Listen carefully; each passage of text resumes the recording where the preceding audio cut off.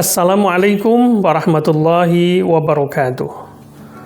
Pemirsa Lentera Ramadan yang berbahagia, salah satu aspek yang menarik untuk kita perhatikan dari fenomena di bulan Ramadan adalah maraknya kegiatan dakwah, terutama dakwah dalam bentuk ceramah. Kita semua yang menjalankan bulan Ramadan, umat Islam semua tentu saja merasakan bagaimana hingar-bingar terkait dengan kegiatan kajian dakwah di bulan Ramadan cukup meriah, cukup marak. Ketika kita sholat tarawih di masjid setelah Isya, sebelum tarawih, kita biasanya mendengarkan apa yang disebut dengan kultum tarawih. Kemudian biasanya setelah sholat subuh kita juga mendengarkan kuliah subuh setiap hari. Belum lagi seiring dengan perkembangan teknologi dunia digital, hari ini kita juga bisa menikmati konten-konten dakwah secara digital melalui HP kita, melalui gadget kita, dengan berbagai warna, dengan berbagai genre. Tentu saja ini menarik. Kalau boleh kita gambarkan, maka dakwah di bulan Ramadan sangat meriah.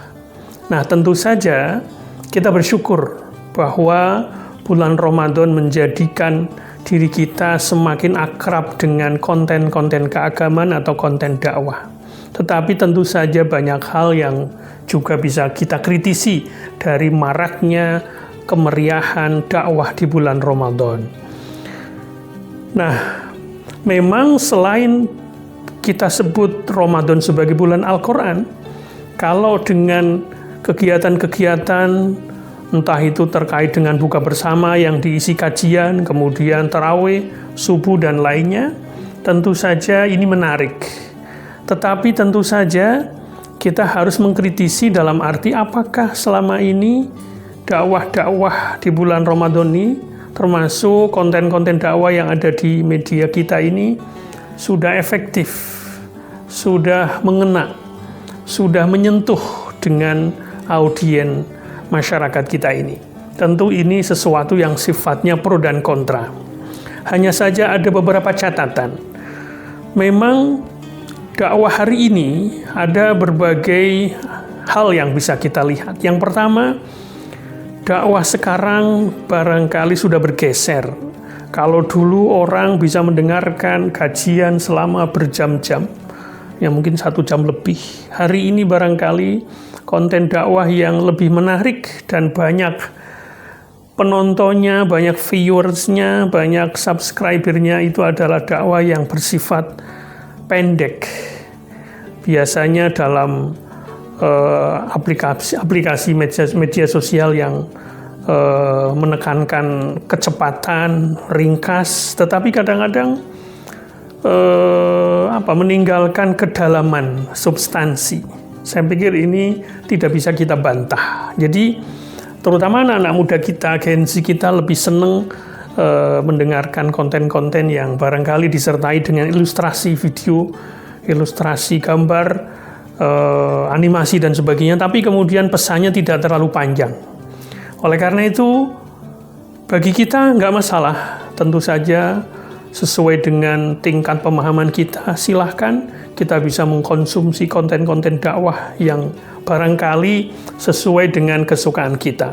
Hanya saja perlu kita pahami bahwa hal-hal yang sifatnya instan, pendek, ringkas, itu kadang-kadang menimbulkan kesalahpahaman atau menimbulkan istilahnya kekurang pahaman terhadap hal-hal yang sifatnya substantif. Kemudian juga kita bisa lihat bahwa dalam dakwah di bulan Ramadan ini kita bisa lihat ada kajian-kajian yang barangkali kita sebut 24 jam barangkali, karena konten-konten dakwah itu disimpan dalam aplikasi media sosial atau dalam aplikasi tertentu atau platform tertentu. Kalaupun kita ketinggalan misalnya kajian kultum di masjid, barangkali kita bisa memanfaatkan berbagai ceramah konten dakwah yang ada di media kita secara real time 24 jam.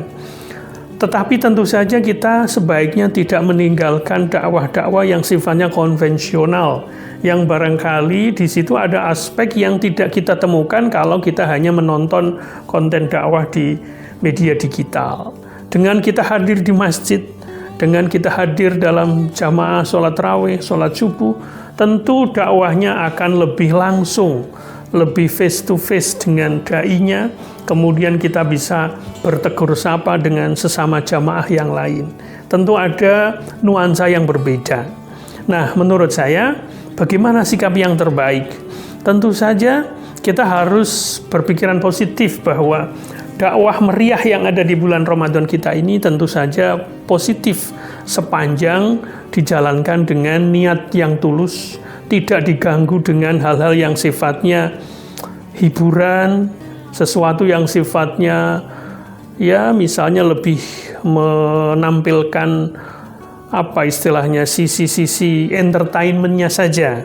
Jadi jangan sampai dakwah yang kita konsumsi sesuatu yang sifatnya dangkal dan hanya menekankan sisi hiburan, terutama dalam aspek dakwah yang ada di televisi misalnya. Kadang-kadang ya dakwah itu akhirnya dicampur aduk dengan hal-hal yang sifatnya hiburan atau sesuatu yang sifatnya lawakan, sesuatu yang sifatnya barangkali lebih ke iklan barangkali. Nah, ini tentu saja harus kita kritisi. Yang penting bagi saya, bagi kita semua, dakwah meriah di bulan Ramadan ini positif saja, asal penuh hikmah. Siapapun boleh berdakwah, termasuk kita semua. Jangan sampai kita tidak berpartisipasi dalam kegiatan dakwah di bulan Ramadan. Tentu saja tidak harus sebagai narasumber saja. Sesuai dengan kemampuan kita bisa berpartisipasi dalam dakwah bilhal misalnya.